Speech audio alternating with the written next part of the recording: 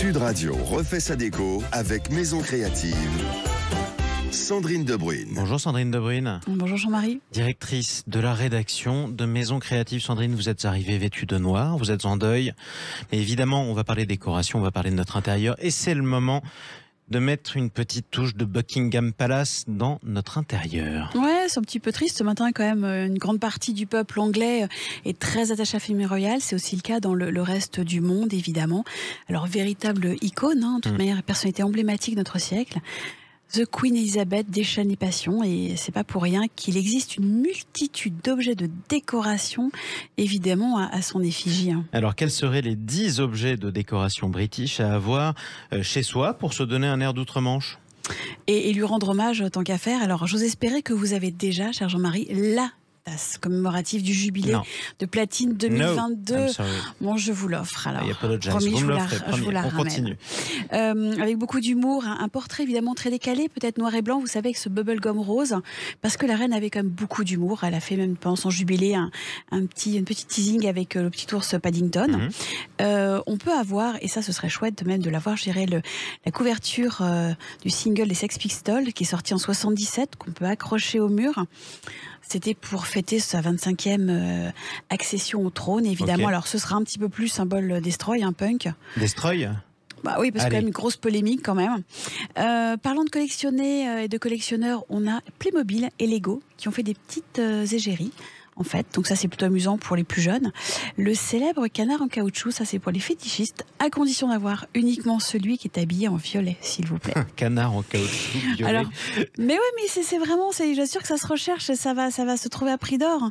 Alors plus discrète, plus élégante, regardez, je vous ai apporté une très jolie couronne ce matin. Alors elle est toute petite, on l'a décrit, elle est en métal ? Elle est en métal doré, elle est surmontée d'une petite croix, elle fait vraiment très couronne reine d'Angleterre. Et vous la posez où d'habitude ? Alors sur une bougie, juste parce que la mèche de la bougie, quand elle est éteinte, elle est moche. Alors du coup, on la pose dessus, c'est très élégant tout d'un coup. C'est une manière d'éteindre en plus sa bougie avec encore plus de classe royale. Avec plus d'élégance, évidemment. On a ces toutes petites couronnes aussi dont on peut se servir, qu'on met en porte-serviette. Ouais. C'est toujours très élégant.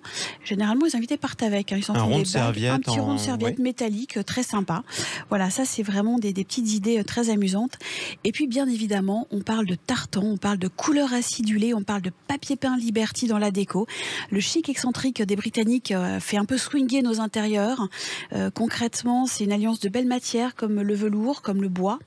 On connaît bien l'image de Vivienne Westwood, vous savez, avec ce Liberty très coloré, ce tartan. Et puis on a des sièges capitonnés Chesterfield qu'on connaît évidemment. Évidemment, ça c'est un classique, c'est un incontournable. C'est un grand classique. Les Britanniques alors aiment un petit peu l'opulence du salon. Oui. Donc dans un décor aux boiseries sombres, on va opter pour des lustres majestueux. On va conforter cet esprit un petit peu boudoir, un petit peu cabinet de curiosité, avec des bibelots sur les étagères et les incontournables services en porcelaine pour le thé. Les incontournables, ouais, vraiment. Oui, ça c'est magnifique. Et le vôtre d'ailleurs, c'est quoi ? On va continuer comme ça pour parler de la... Je suis désolé, mais je t'ai perdu. En fait, c'est le moment de la Paris Design Week. Donc on était bien au moment de la... Ok, parce que j'ai raté une... Cut. Ça te va ? T'as l'air... Ça va. Allez. On est en pleine actu Paris Design Week en ce moment en plus. Bon. Et c'est anglais. Tu veux qu'on le refasse ? On reprend là ? À la phrase du thé, c'est bon. On est à coupe au thé, voilà. Yes.